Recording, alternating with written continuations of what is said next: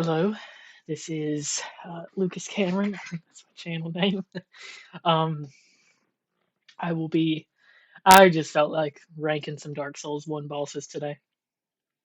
I might do it for other games, but it was something I was thinking about last night. And, like Dark Souls 1 is my favorite game of all time, I believe. And there's a lot of people who have began to dislike Dark Souls 1 in favor of Dark Souls 2. I think they're pretty stupid, but that's just me. We can get into that eventually, but I'm going to be ranking them on this tier list that was created in 2020. But this is all the bosses in the game, unless I'm missing something. So we're going to go with the first one, Asylum Demon. You know, this is the quintessential starting boss. It's very unique how it's introduced to you. Going off of what Demon Souls does to introduce a Vanguard demon to you, you actually have to win this fight. Now you can win it the first time you find it with the broken straight sword hilt and nothing else. But the game pushes you in the direction to run the first encounter, pick up your starting class gear, then go and fight it. You do get its hammer if you beat it before leaving the room, and that is very neat. And it's also just a very, it's a cool boss, very safe boss. Like, it's got that big old belly.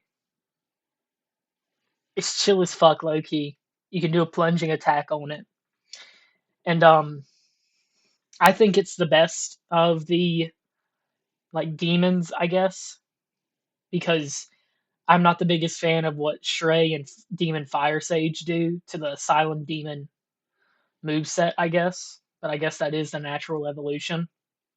I'm upset that they did the Capra Demon and Taurus Demon as repeat enemies in Lost Izalith, but the Asylum Demon does not return besides being another boss and another boss. So I think I'm gonna have this guy high C tier currently. Like I'd put him in B tier, honestly, but you know, Taurus Demon.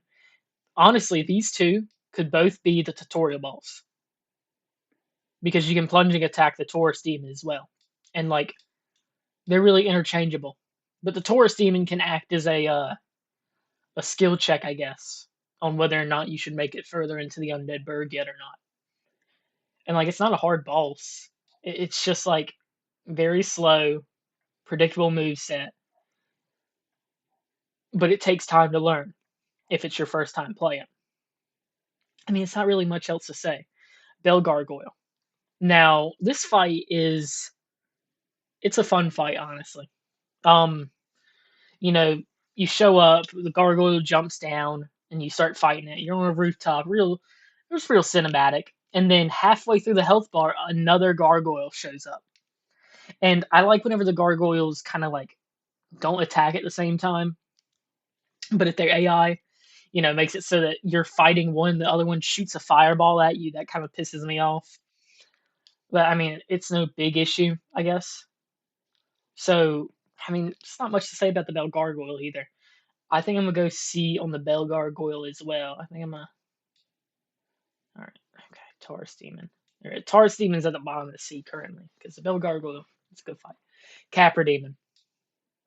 I hate this boss. Not because the boss itself, but because of um because of the arena the Capra Demon spawns in. This is a fast moving enemy, and it demands you to be like on the move. I'm trying to get a picture right here. It spawns with two dogs in its arena. Dogs are some of the worst enemies in Souls games because they they somehow always hurt you through your poise. Doesn't matter what your poise value is. Always feels like a dog will stagger you. Your weapon might miss depending on what you have. Like if you're bringing this Y-hander in here and you try and swing, you're gonna end up clipping a wall, and the dog is gonna fucking molest you. I don't know if I should be using that kind of language in this. Um, so the Capra Demon, like when he shows back up, he's real easy. In Lost Izalith, he's not a hard fight, and I think his machete is like a cool weapon. But I mean, that's just about it. Now, Gaping Dragon. Oof. Now, if you take the Master Key, technically you don't have to fight these two enemies. But Gaping Dragon, I love fighting this guy. The depths, I always have high anxiety going through it because of the basilisks down there. I never want to get cursed because my first time playing ds1, I got cursed in the depths. So I had to go back up through the depths, buy a purging stone, and go back down. But Gaping Dragon is just one of those fights to where it feels punishing for getting hit, but not so punishing because like this boss deals a lot of damage. And it has insta kill grab. But it moves slow enough to where it punishes you if you get greedy. But not to where it's like an unfair boss. It also is the first boss to introduce the dragon weapon thing. There's not many boss dragons in the game, but they're like world dragons you can find. And the Gaping Dragon drops the Dragon King Great Axe. It's nothing special, but it's very unique. The fact that a boss can drop a weapon if you hit a certain part of it enough. And also with Night Rain, this is one of my favorite bosses to fight. I know he's super fucking easy in that game because he is not meant for a fast-paced game. But he's so fucking cool. Hold on, let me get a better image of the Gaping Dragon. Because holy shit, man. Do you understand how cool it is that this dragon, well, I guess Drake, it looks more like a Drake than a dragon. This dragon was so hungry that it eventually developed like this fucking stomach of its own in the depths because nothing goes down to the depths anymore. Look at this. It's so cool. 4 sets of wings. Yeah, it's just fucking. That's awesome sauce, dude. Okay, what boss is next in order? It would be Chaos Witch Quelaag, I believe. So Quelaag. I really got nothing to say about Quelaag. Quelaag, I think, is the second to last skill check boss in this game. Because you gotta beat Quelaag to ring the Blighttown bell. And I mean she's not really anything crazy, I guess. Just strafe to the side, hit her, and make sure you don't get hit by her lava attacks because she won't be able to hit you with her sword that often.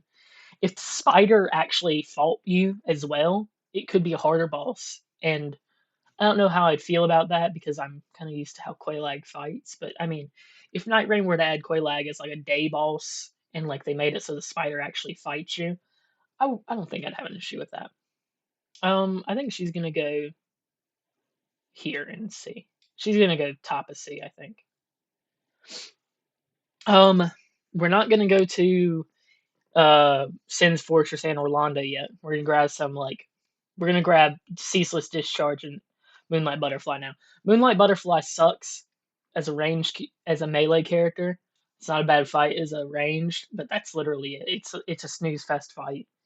You just wait for it to come down to you or you shoot it. Ceaseless Discharge is a bad fight because I guess the fight was made in the style to where you need to go into the you gotta grab the thing to piss him off, and then you gotta run all the way back to the spawn door. But if you try and fight him, he deals so much damage that he one shots you almost every single time. And it's not fun to try and fight Ceaseless as the game might have intended you to do. So you have to run all the way back to the spawn door, wait for him to jump, then you knock him into the lava and kill him. And then he opens up the rest of he opens up the beginning of Lost Izalith for you, or the Demon Ruins. Not that good of a boss, not that fun. I would not say. The only reason why I go and kill Ceaseless Discharge right after Chaos Witch Quelaag is because the black gold trimmed robes are very good light armor. And also he's free souls. He's fucking free low. Um Iron Golem. He is a C tier boss. He's a gimmick fight. You kill the giant that's overlooking his arena so you don't get hit with fireballs while you're fighting him. And then you just take his kneecaps out, or not his kneecaps, his shins out. and he either falls over and you can keep on dealing damage to him, or he falls off the fucking arena and kills himself. I mean, nothing crazy here. All right, we're gonna do a sweep of Van Orlando bosses. I'm gonna start with the my least favorite to most favorite crossbreed Priscilla. Oh, you like Priscilla more than Gwendolyn? I mean, you like Gwendolyn more than Priscilla? I guess. I think Priscilla is a. Actually, no, I take that back. Gwendolyn is a D tier boss. I get what they were going for. It's kind of like a puzzle fight. Like use your brain. He's running from you. He's doing arrow attacks. You gotta wait for him to stop, run up and hit him. And it is unique that if you go on long enough in this fight, he will eventually reach the end of his illusion, so he can't run from you anymore. So you can just beat the shit out of him. But he has so little health that you can just do that to begin with. Not much to say about him. Priscilla, I'm gonna put Priscilla here, I guess. Priscilla's a neat boss in the fact that you don't have to fight her to get out of the painting. I hate the painting of Artemis. The enemies in there deal like DLC levels of damage compared to the rest of the game. It feels like in this portion of the game that you're in, and Orlando hasn't made it so that enemies deal a fuck ton of damage to you yet. But you go into the painting, and hollows now deal a quarter of your health bar in one hit. And then there's also toxic enemies in there. Now, if I was taking into account the areas that these bosses were in, I'd low key keep it all the same. Still, besides maybe Gaping Dragon. But Priscilla, when you attack her enough to piss her off, she goes invisible. She is a dragon type boss, so you can cut off her tail and get a dagger. I think it has poison innately, maybe. You could you can also get her scythe. So I forgot to mention, starting from Quelaag, they're boss souls. These give you the boss's weapons, and they all kind of suck besides Quelaag's currently. So I'm not really gonna. Moonlight Butterfly I think gives you a soul as well. Ceaseless does not. I'm not gonna talk about the boss weapons because it would probably bog down the list. Oh, if I'm talking about Crossbreed Priscilla, I gotta talk about Stray Demon. Yeah, Stray Demon is an F tier fight because it's the Asylum Demon, but now he has AoE attacks. And I don't think that's too fun. I mean, I just don't think it. Eh. It's like meh. It's like meh. It's a meh. It's a meh fight. I mean, it's a meh fight. Okay, we're gonna get to one of the best bosses in Dark Souls 1 now. That's Nita. No, I'm just kidding. We're gonna get to that, buddy. Okay, we're gonna get to that guy and rank him accordingly. Ornstein and Soma. That's your fight. It is probably the best duo fight FromSoft has done. It might be the best duo fight FromSoft will ever do. Because Ornstein and Smo work so well together. Ornstein is fast, he keeps the pressure on you, while Smo is something you have to look out for the entire fight. Because while he's slower than Ornstein, he will catch up to you eventually. And I like fighting superpowered Ornstein more than Smo. Smo is super easy if you kill Ornstein first. I prefer the Ornstein loot though, as opposed to the Smo loot, because I like buying Ornstein's armor. And you get Ornstein's ring as well, as opposed to just getting Smo's soul. Which the Ornstein's ring, like if you're doing like a thrust build, I think his ring makes it so that you deal extra damage on like a counter attack. So after a boss hits, if you hit them back, you deal damage to them. Okay, now this is where I might make some people go like, "What? What the fuck do you mean?" I'm gonna be ranking these Lord Souls. I'm gonna rank the Lord Souls in the DLCs, and then the final boss. I'm gonna be ranking these Lord Soul areas on how much I like them compared to each other. So, you'll get like whichever one I rank first is my least favorite Lord Soul area to go through. And we're gonna start with Pinwheel. Oh, you don't like the Tomb of the Giants?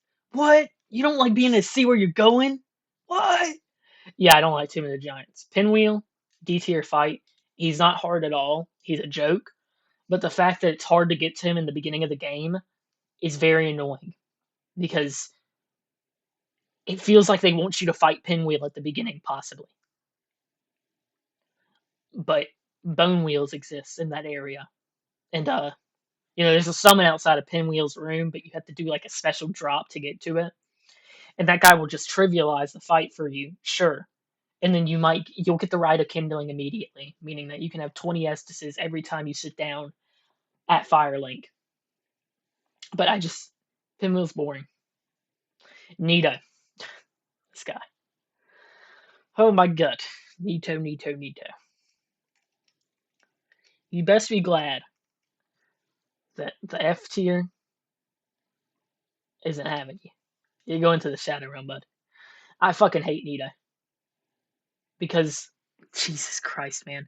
You lose half your health dropping into the boss arena.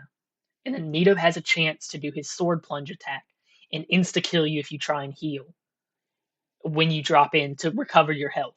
And then he summons skeletons during the fight. These skeletons don't stop coming back unless you kill them with holy damage.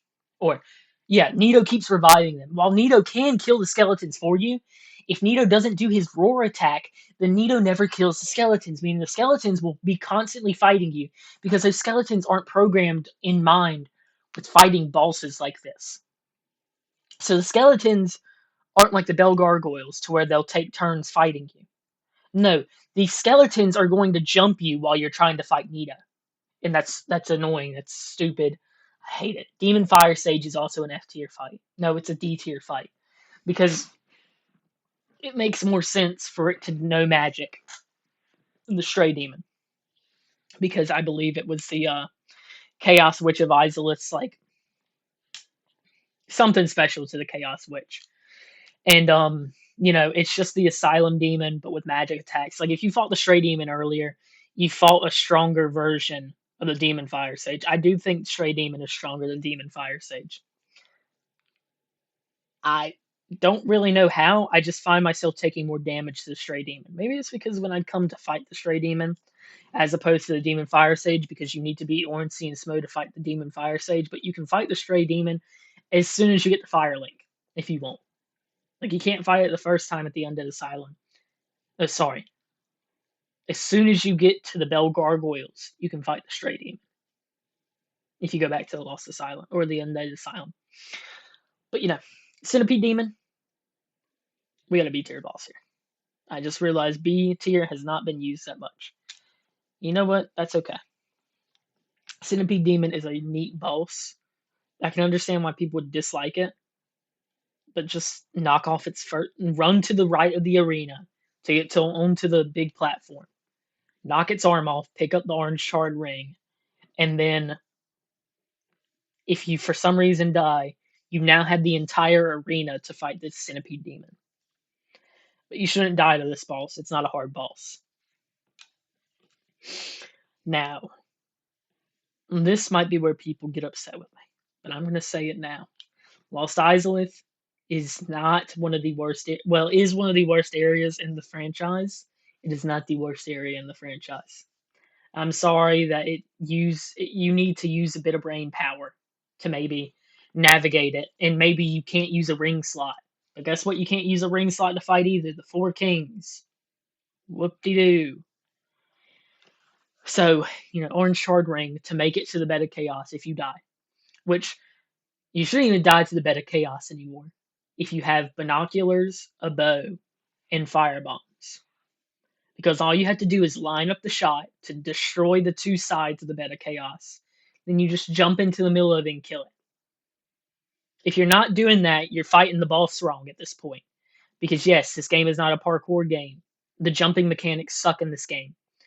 But if you're not bending the game to your will, you aren't playing these games right. These games are meant to break. You're meant to break these games. You're meant to push it into what you want. It's meant to be a challenge for you to overcome. That's the whole fucking point of Dark Souls 1. It's to not give up and keep pushing. So if you aren't gonna find a, if you're gonna sit around dropping down Beta Chaos's fucking death pits for 5 minutes or 10 minutes, whatever, how long do you have to fight this boss? Go ahead, man. Just don't complain about Lost Izalith because I think it's a cool looking area. I think the enemies there are kind of annoying, but I think it's a cool looking area. Okay. All right. I'm glad we got that out of the way. It's enough to your boss though. Just in case people are gonna be upset with me if I ranked it any higher. I can still accept that the Bed of Chaos blows. I just think that you need to hop off Lost Izalith's dick because I think you just suck. Okay, Sita Scaleless, B tier boss. I know. See, watch Sita Scaleless is a B tier boss. Yeah, I mean, Duke's Archives ain't that bad. Now, Duke's Archives deals a fuck ton of damage to you, but there's not like a bunch of enemies condensed into one area, like the fucking Tomb of the Giants or the Painting of Artemis. That shit pisses me off. This area, like the first room you come into, sure, there's a bunch of crystal guys and there might be a channeler, but it's just all about the knowledge of the area. You just can't throw yourself at these enemies. And once you get that down, you pick them off. You pick them off real good, and then boom, this place is pretty much fucking your oyster now. And there's oysters outside of the fucking. There's clams, but yeah, same thing. Outside of this guy's boss room, those guys suck. And also, I like the puzzle leading up to this fight. Suck my dick. It's neat. It's neat walking on invisible fucking crystals, man. Oh, God. I don't know why I'm fucking over here like. Fucking sorry. I sound like I'm a. I feel like if someone watches this video who doesn't usually like, who doesn't really know who I am, is gonna be like, this is a fat ass motherfucker saying Lost Izalith is a good area compared to the Tomb of the Giants. Fucking dislike, kill yourself. You know what? That's okay, man. That's okay. Great Grey Wolf Sif. Sorry. Hold on. Sorry. B tier boss. It's a sad fight, but I'm not gonna be like, "Oh, I can't do it. I can't kill Sif. I can't. It's too sad, man. It's too fucking sad. I'm gonna cry." Like it's a sad fight the first time you come through.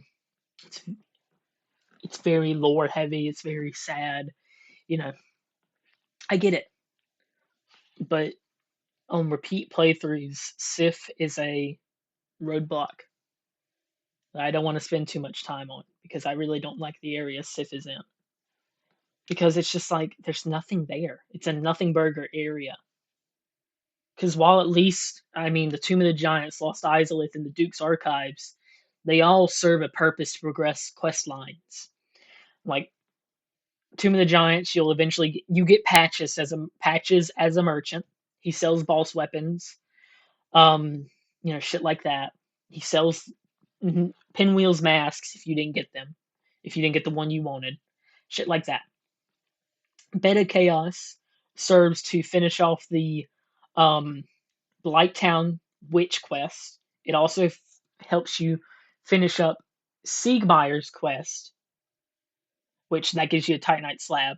That's a good reward. Um, you also get the red Titanite slab down there.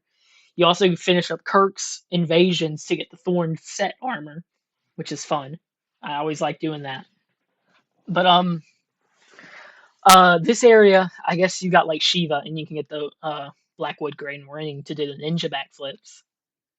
I think those are fun. I think that's pretty fun. But there's nothing else. The Forest Covenant kind of sucks. It really don't do shit no more. Now, Four Kings is a fight that I think is pretty good. I know, dude. More than Four Kings or whatever, and having to drop into the abyss. I find it very, very interesting. I don't know if you hear the Discord notifications. I'm gonna call whoever's sending those naughty words. Um, Four Kings is very cool as a fight, and you know, It's kind of like a damage check. Damage check, get the shit done, get out before more kings spawn. You should have each king dead before the other spawns. And if you can't do that, you got to reevaluate. I also wear Havel's armor during this fight because low key, fuck your life. I'm poisoned through all your attacks because you're hitting me with the hilt 9 times out of 10, dealing no damage to me. And if you hit me with your blade, you're fucking dealing 90% of my health bar. So, there's that. I think it's a fun fight. What I don't think is a fun fight is the first DLC boss of Artorias of the Abyss, the Sanctuary Guardian. Holy shit, this fight blows. The gank fight blows when you come back through once you beat the DLC. I don't know if I've ever actually beaten that fight because I don't think you get anything from it. I've never even knocked the tail off this guy because he just runs. He runs from you the entire fight, and he sucks. He's a bad fight. D tier. I'm not even gonna spend time explaining him. Artorias of the Abyss is an S tier fight. Now I'm not gonna be like, oh dude, he's S tier because he's cool and like he came to inspire Gale. I think he's a cool fight because it's the corruption of someone who's trying to be good. And he hasn't given up trying to do what he came to do, but he's no longer the man he was, and by you killing him, you're setting him free. And I think that's a very fun thing in these games is the that idea. Now, before we get to the GOAT of the Dark Souls 1 bosses, I'm gonna rank Calamite. Calamite is an A tier fight. This is the only dragon fight I enjoyed before Elden Ring released. Every other dragon fight in the Souls series fucking sucks. When I get to Midir, you're gonna hear me. You're gonna listen, and you're gonna agree. Midir sucks. But we're not talking about Midir right now. We're talking about Calamite. Calamite's a pretty fun fight. Because, you gotta use the environment, you gotta use this fucking you gotta use your fucking mind. I'm sorry, man. You can't go in there with your fucking super swag strength build or your fucking sick dex katana build and just insta kill Calamite. You have to use some fucking brain power. And, once you do that, Calamite's a fun fight. The obsidian blade you get from his tail is pretty cool. Moonlight greatsword that you get from Seath is also pretty cool. This right here, the best fight in Dark Souls 1, in my opinion. Manus, when I first beat this game, I hated Manus. He was my least favorite. Every time I fight Manus from here on out, though, I like him more and more. Because at first I was like, he's too aggressive for this style of game. Manus is fighting you too aggressively for you to properly fight. But this is the fight to where, like, all these fights before him, if you beat Dark Souls 3 before you go into Dark Souls 1, all these fights can be beaten very easily by you just bum rushing the boss and just fighting the boss faster than it can fight you. Manus doesn't let you do that. Manus puts you at fucking giant arm's length. And if you aren't hitting that giant arm when it extends to you after he misses an attack, you're fighting him wrong. If I had a clip of me fighting Manus right now, I'd fucking play that shit. Because Manus is a fucking beautiful boss. He's a cool as shit boss. I don't care what the lore heads have to say. My personal headcanon or whatever is that Manus is the first pygmy. He is the originator of the Dark Soul. Because the Dark Soul is the Abyss. They exist together. They are the same, technically. Could be a bit wrong in that. That's okay. Gwyn, Lord of Cinder, what a way to end this game. You're told about this guy the entire time if you've been reading the lore. This motherfucker stripped the scales off the immortal dragons and made them fucking pretty much wipe them out with the lightning bolts he had, the sun bolts. You come to his arena, and he's just a husk of what he was. He is technically the easiest boss in the game. because while Moonlight Butterfly can one shot you with magic, Pinwheel can one shot you with magic if it hits you. If it hits you with like three shot, which I guess three shot you with magic, then Beta Chaos you can fall to your death. Shit like that. You could go in with a you could go in with your bare hands and parry Gwen and then just do the barehanded like riposte and still win that fight because almost all of Gwen's attacks besides his grab are parryable. But that does an easy boss does not equal it's a bad boss. A hard boss does not equal that it's a good boss. So I'm gonna say Gwen is A tier boss. I talked for longer than I wanted to because I was honestly gonna do a Sekiro boss ranking list as well because I think those games are pretty good. But I like these games a lot. I might do another one of this magnitude, whatever. But if I don't, my Dark Souls 1 ranking now. And yeah, see you around.